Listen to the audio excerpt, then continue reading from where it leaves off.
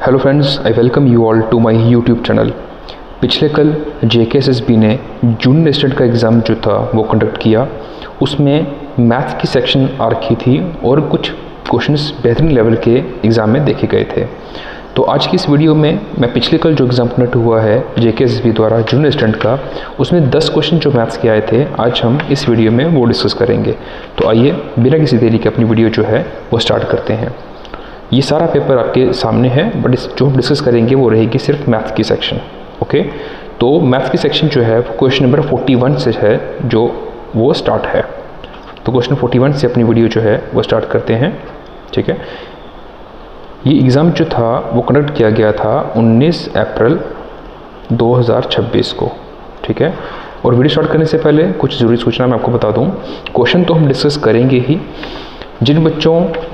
जो बच्चे पेपर दे के आए हैं वो इस वीडियो के माध्यम से अपने आंसर्स जो हैं वो चेक कर सकते हैं, और जो बच्चे फ्रेशर हैं, जो अभी इंटरमीडिएटरी स्टेज में हैं, वो अपनी प्रिपरेशन को और होन करने के लिए इस वीडियो में क्वेश्चंस के साथ साथ कॉन्सेप्ट्स को भी समझ सकते हैं। तो मैं हर क्वेश्चन के साथ कॉन्सेप्ट भी डिस्कस जो है वो आपके साथ करूँगा। तो आइए अपनी वीडियो जो है वो स्टार्ट करते हैं। पहला क्वेश्चन है हमारे पास, इफ़ ए नंबर, ये नंबर हमें दे रखा है, is divisible by 3, there how many values are possible for x। देखिए माय डियर स्टूडेंट्स, होता क्या है, हमें दे रखा है कि ये नंबर 3 से डिविजिबल है, और आपको पता है डिविजिबिलिटी बाय 3 अगर आपको पता होगी तो वो क्या होती है। कोई भी नंबर 3 से डिविजिबल कब होता है, अगर उसकी सारी टर्म्स को अगर मैं ऐड करूँ, अगर वो नंबर 3 से डिविजिबल है तो वो पूरा नंबर भी 3 से डिविजिबल होगा। तो ये कह रहा है कि पूरा नंबर 3 से डिविजिबल है, इट मीन्स इन सबको अगर मैं जोड़ूँ तो जोड़ने के बाद वो नंबर 3 से डिविजिबल होगा। ठीक है, अगर इन सबको मैं नंबर्स को जोड़ता हूँ तो वो मेरे पास, अगर आप जोड़ेंगे तो वो आता है 45 और x भी है प्लस x डिवाइडेड बाय 3। ठीक है, अब देखिए कह रहे हैं कि यार व्हाट पॉसिबल वैल्यूज़ क्या हैं x की जगह मैं क्या क्या पुट कर सकता हूँ। देखो यार, अगर मैं यहाँ 0 पुट करूँ, तो 45 प्लस 0 45, 3 से डिविजिबल है। अगर मैं यहाँ 3 पुट करूँ कितना आएगा 48 3 से डिविजिबल है, बिल्कुल है, दैट मीन्स तब भी नंबर 3 से चला जाएगा। अगर मैं 6 पुट करूँ, 6 पुट करने में कितना आएगा आ जाएगा 51, तो 51 भी 3 से डिविजिबल है, बिकॉज 5 और 1 6, 3 से डिविजिबल है। अगर मैं यहाँ 9 पुट करता हूँ, ठीक है, 45 और 9 54, वो भी 3 से डिविजिबल है। ठीक है, अब मैं यहाँ 12 पुट नहीं कर सकता, क्यों? क्योंकि x जो है वो सिंगल डिजिट टर्म है, तो सिंगल डिजिट जो है वो मैं सिर्फ ये 4 जो टर्म्स है वो अपने पुट कर सकता हूँ। ठीक है, यानी कि 0 3 6 9 अगर मैं यहाँ पुट करूँ तो मेरा नंबर जो है वो 3 से डिविजिबल होगा। इट मीन्स मेरे पॉसिबल वैल्यूज़ x की कितनी निकल के आ रही हैं 4, तो इस क्वेश्चन का आंसर हो जाएगा आपका 4। नेक्स्ट क्वेश्चन अगर हम डिस्कस करें, क्वेश्चन नंबर 42, तो वो कह रहा है x हमें दे रखा है 2 की पावर 20 इंटू 5 की power 6, how many zeros will be there at the end of x। देखो यार बहुत आसान है, आपको पता है यार 2 की पावर दे रखी है, 5 की पावर दे रखी है, आपको बस इतना पता है 2 और 5 मिलकर 10 कब बनता है, अगर 1 2 और 1 5, ये 1 2 1 5 मेरे को मिलकर कितना दे रहे हैं 10। ठीक है, दैट मीन्स 1 2 यहाँ से 1 5 यहाँ से, बट 2 मेरे पास हैं कितने 10 और 5 कितने हैं 6। इनमें मिनिमम वैल्यू किसकी है यार 6 की। दैट मीन्स जो 4 2 हैं वो तो 0 नहीं बनाएंगे, सिर्फ मेरे पास 0 कौन कौन बनाएगा 2 की पावर 6 मल्टीप्लाई 5 की पावर 6, सिर्फ ये मेरे पास 0 बनाएंगे। ठीक है, अगर पहले 5 और 2 को जोड़ूंगा तो कितना बनाएगा 1 0, फिर अगले को जोड़ूंगा वो बनाएंगे 2 0 3 0 5, इस तरह से कितने बनेंगे मेरे पास 6 0। तो इस क्वेश्चन का आंसर निकल के आएगा 6। मैं रिपीट कर देता हूँ, 2 और 5 में इस तरह के क्वेश्चन में जो मिनिमम वैल्यू होती है, मिनिमम पावर होती है, उतने ही हमारे 0 जो हैं वो हमारे आंसर होते हैं। तो ये था आपका क्वेश्चन। ओके, इस क्वेश्चन का आंसर है 6। नेक्स्ट क्वेश्चन 43 को डिस्कस करते हैं। ये चैप्टर है जी हमारा परसेंटेज। ठीक है, हाँ, परसेंटेज से ही मिलता जुलता एक चैप्टर है हमारा प्रॉफिट एंड लॉस। ठीक है, नहीं, ये परसेंटेज क्या है। क्वेश्चन कह रहा है the price of an article is reduced by 10%। इसको आप इस तरह से समझेंगे, बेसिक फॉर्मूले से नहीं, बिल्कुल बेसिक टेक्निक से समझेंगे। Price of article is reduced by 10%। मान लेते हैं एक आर्टिकल की प्राइस थी 100, इसको अगर मैं 10% कम करता हूँ तो 10% कम करने पे कितना आ गया 90। अब कह रहा है by what percent should the new price be increased, इसको मैंने इंक्रीज करना है to get the original price. अब मैं यहाँ से कितने परसेंट इंक्रीज करूँ कि मेरे को ओरिजिनल प्राइस मिले। तो ओरिजिनल प्राइस कितना है मेरा 100। फाइन, मैं एक स्टेटमेंट आपके द्वारा पढ़ लेता हूँ। मैंने लेट कर लिया, मेरे पास ये ओरिजिनल प्राइस है, 10% डिक्रीज हुआ तो प्राइस कितनी बन गई 90। अब कह रहा है मैं कितने परसेंट इंक्रीज़ करूं कि मेरे पास ओरिजिनल प्राइस बन जाए। तो बहुत आसान है, आपको पता है परसेंटेज इंक्रीज़ का फॉर्मूला क्या होता है, big value minus small value upon में स्मॉल वैल्यू। मैं लिख देता हूँ big value minus small value upon में स्मॉल वैल्यू इंटू 100%। या आप ऐसे बोल सकते हैं final value minus initial value upon में इनिशियल वैल्यू इंटू 100%। बस इसे हम सॉल्व कर लेंगे। तो 100 माइनस 90 कितना आएगा 10 अपॉन में 90 इंटू 100%। तो इसे जब आप सॉल्व करेंगे तो ये निकल के आएगा आपके पास 11 1/9%। 11 1/99% is my answer. Next question number 44 को डिस्कस करते हैं। कह रहा है if x% of y, percent का मतलब होता है अपॉन में 100, परसेंट का मतलब होता है अपॉन में 100, x% of y is equal to y% of x। ये क्वेश्चन हमें दे रखा है। इसे अगर मैं सॉल्व करूंगा 100 से 100 कट गया तो xy is equal to yx बन गया। ये हमारे पास कंडीशन निकल के आ गई है। अब कह रहे हैं which of the following is true. देखो यार, क्या x y से बड़ा हो सकता है, x y से बड़ा हो सकता है, x y से बड़ा हो भी सकता है, नहीं भी हो सकता, वी आर नॉट श्योर। ठीक है, y x से बड़ा हो सकता है, हो भी सकता है, नहीं भी हो सकता। वो कह रहे हैं कि 100% ट्रू होना चाहिए। ठीक है, ये भी आंसर नहीं होगा, ये भी आंसर नहीं होगा। क्या x y के बराबर हो सकता है, x y के बराबर हो भी सकता है, नहीं भी हो सकता, ये भी नहीं। इसका आंसर आएगा can not be determine. That means ये तीनों की तीनों कंडीशंस जो है वो सेटिस्फाई हो भी सकती हैं, नहीं भी हो सकती हैं। देखिए मैं कहना क्या चाहता हूँ, एग्जाम्पल जस्टिफाई करते हैं। X y is equal to y x. देखो यार, मान लेते हैं कि x की वैल्यू यहाँ पे 2 है और y की वैल्यू कितनी है 5, 2 5 ज़ा 10। ठीक है, अब यहाँ पे y कितना आएगा 5 और x कितना आएगा 2, तो ये भी 10 बन गया, ये भी 10 बन गया। दैट मीन्स कंडीशन सेटिस्फाई हो रही है। मैं ऐसा भी तो कह सकता हूँ यार, ये 2 है, x 2 है, y 5 है, यहाँ y 10 है और यहाँ x 1 है। अब देखो यहाँ x y की वैल्यू अलग आ गई। ठीक है, यहाँ एक्स वाई की वैल्यू सेम थी, यहाँ एक्स वाई की वैल्यू सेम नहीं है। एक्स की वैल्यू बड़ी हो भी सकती है, वाई की वैल्यू बड़ी हो सकती है, तो बहुत कन्फ्यूजन है। तो श्योरिटी से इन तीनों में से कोई भी आंसर नहीं होगा। इसका आंसर आएगा कैन नॉट बी डिटरमिन। बहुत सिंपल सा क्वेश्चन था, can not be determine. D is my answer. Next question 45 को डिस्कस करते हैं। देखिए क्वेश्चन 45 क्या कह रहा है, एवरेज का क्वेश्चन है भाई, चैप्टर का नाम है एवरेज। इसको डिस्कस करने से पहले मैं बेसिक फार्मूला आपको बता देता हूँ। एवरेज का फार्मूला होता है सम अपॉन में नंबर, और अगर यहाँ से मेरे को सम चाहिए तो सम का फार्मूला हो जाएगा नंबर मल्टीप्लाई हो जाएगा एवरेज के साथ, average multiply number. Sum is equal to average multiply number. ठीक है, अब क्वेश्चन डिस्कस करते हैं। क्वेश्चन कह रहा है average of x numbers is 15। कुछ नंबर्स हैं उनकी एवरेज दे रखी, कुछ नंबर्स हैं उनकी एवरेज मेरे को दे रखी है, कुछ नंबर्स हैं उनकी एवरेज मेरे को दे रखी है। एक्स नंबर्स कितने हैं एक्स, उनकी एवरेज मेरे को दे रखी है 15। ठीक है, आपको पता है एवरेज का फॉर्मूला होता है सम अपॉन में number, average is equal to sum upon में नंबर। तो यहाँ से क्या मेरे को सम की वैल्यू मिल जाएगी, बिल्कुल मिल जाएगी। मैं लिख देता हूँ सम 1,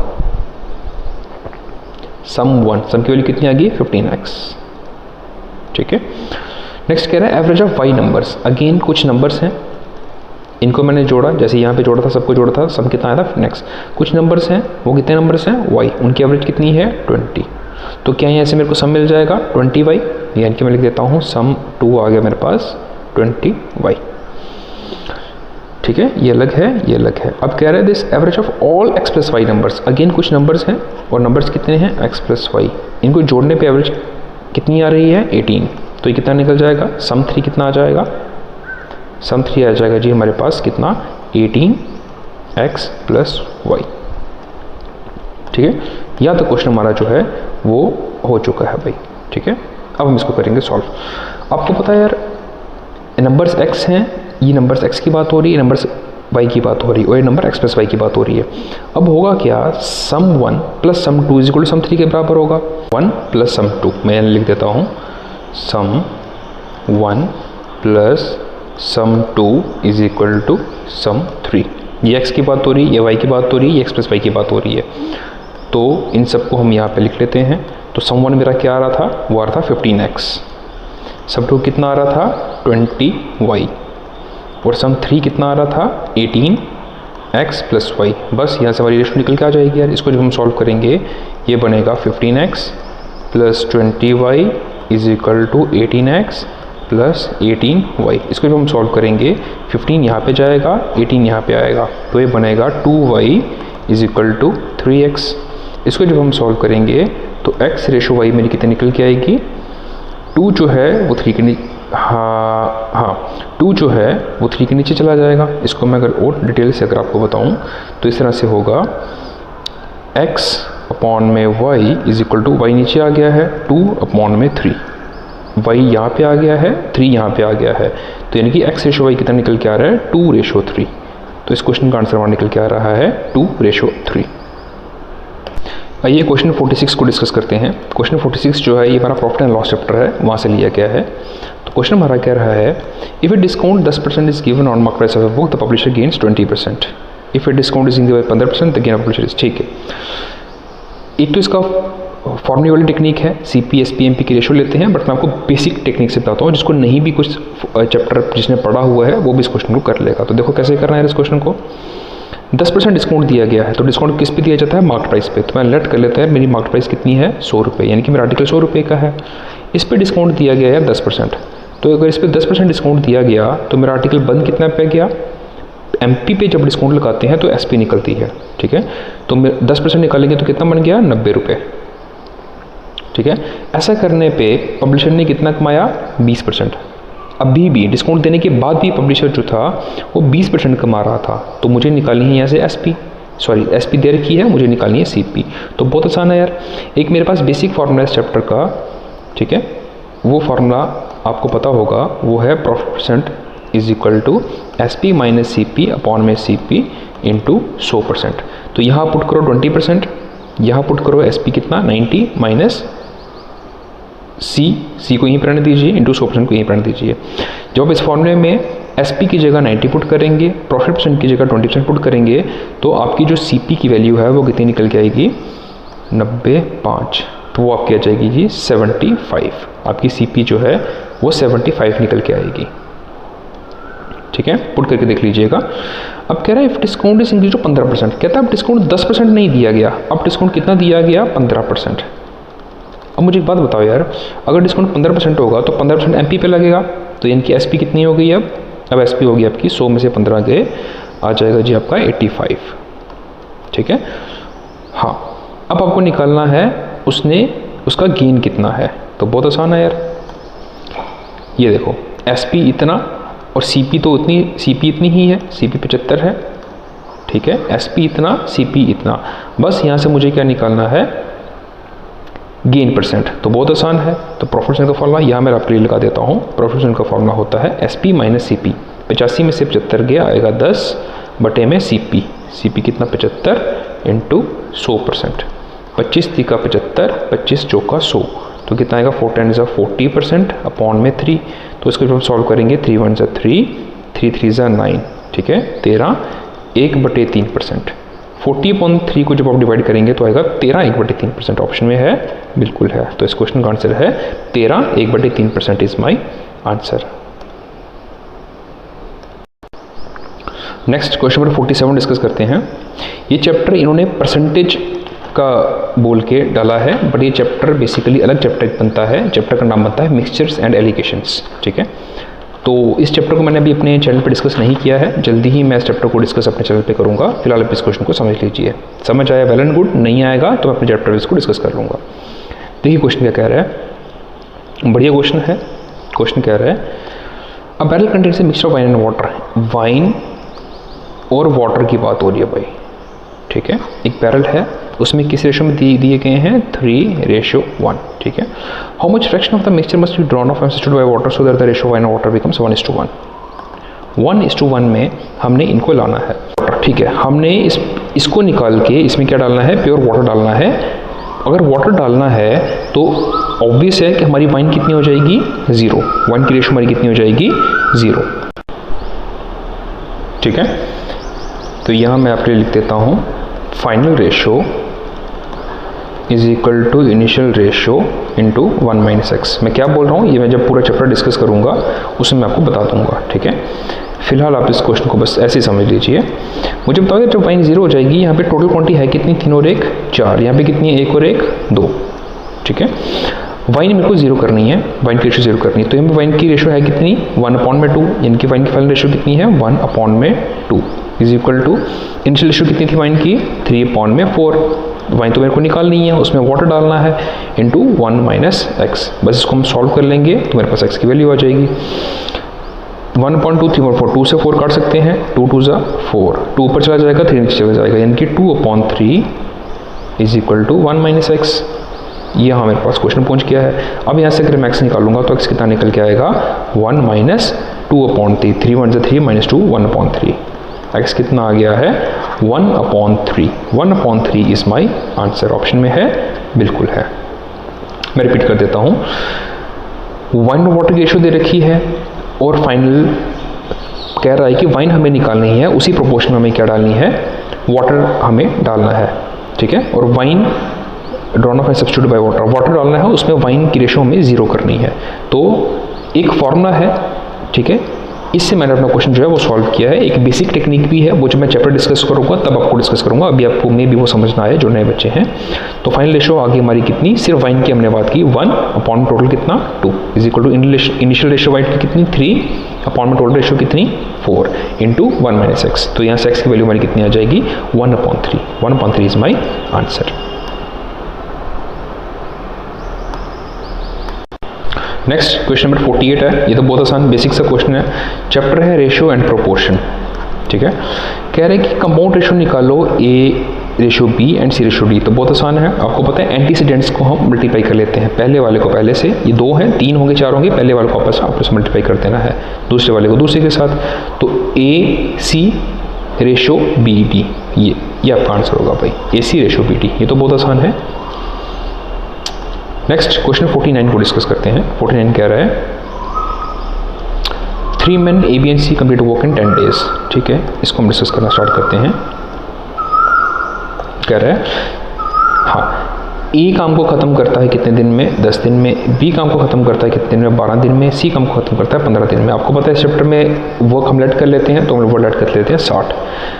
ठीक है, ए का टाइम, ए का वर्क, तो ए की एफिशिएंसी कितनी आ जाएगी 60/10 6।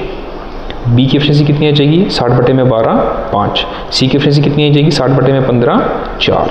ठीक है, मैं रिपीट कर देता हूँ, ये ए बी सी का टाइम है, ये ए बी सी का वर्क है, हमने लेट किया है, और ये ए बी सी की हमारी क्या आ गई एफिशिएंसी। अब क्वेश्चन कह रहा है all the 3 of them started the work together after 2 days A left the after 2 days A left। 2 दिन के बाद काम ए चला गया। मुझे बात बताओ 6 4 10 15, तो 2 दिन में कितना काम हो जाएगा, मैं लिख देता हूँ 2 दिन में कितना काम, यहाँ मैं कलर चेंज कर लेता हूँ। ठीक है, अब हमने इनसे काम करवाना है, 2 दिन इन्होंने इकट्ठा काम किया, तो इनकी काम कितना हो गया 2 दिन में, हो गया जी 15 दूने 30 काम हो गया भाई। ठीक है, अब कह रहे हैं 2 दिन के बाद ए चला गया। अब अगर 2 दिन के बाद ए चला गया तो काम करेगा कौन, बी और सी। तो यानी कि अगले 2 दिन में बी और सी काम करेंगे। तो बी और सी काम कितना, एक दिन में कितना करते हैं 5 और 4 9, तो 2 दिन में कितना हो जाएगा 18। ठीक है, ठीक है, अब मेरा टोटल काम हो गया, कितना गया है 48 काम मेरा हो गया है, और बचा हुआ काम कितना है, वर्क रिमेनिंग कितना है 60 माइनस 48, यानी कितना काम मेरा बचा हुआ है 12। अब देखते हैं हुआ क्या।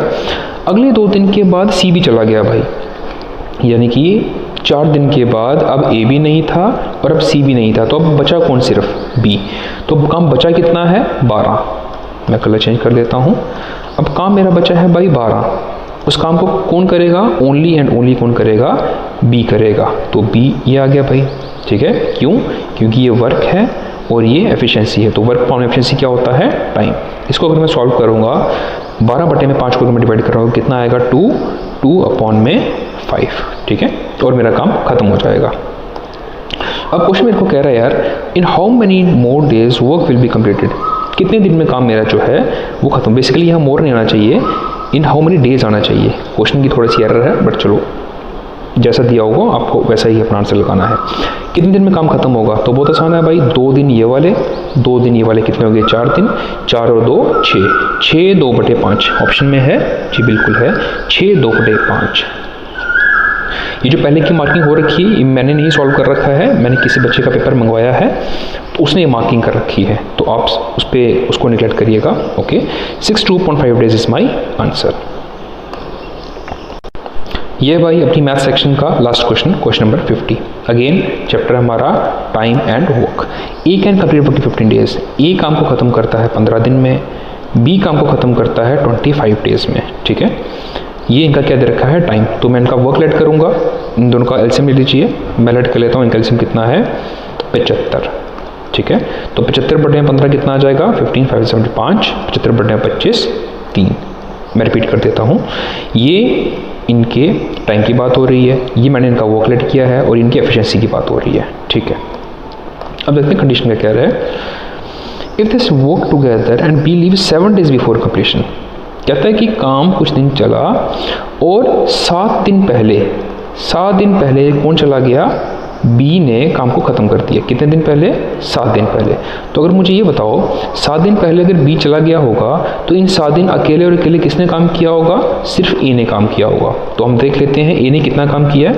ए की एफिशिएंसी कितनी 5, और कितने दिन काम किया है 7 दिन काम किया है, बिकॉज एफिशिएंसी मल्टीप्लाई टाइम होता है वर्क। तो 7 5 = 35, यानी कि 35 काम मेरा लास्ट के 7 दिन में हो गया था। 35 काम मेरा लास्ट के 7 दिन में हो गया था। तो मेरे पास काम बचा कितना, मैं लिख देता हूँ, मेरे पास काम बचा कितना, वर्क रिमेनिंग मेरे पास कितना है, टोटल काम मेरा 75 था। 75 में से 35 काम हो गया, तो बचा कितना, 5 में से 5 के 0, 7 में से 3 के 4।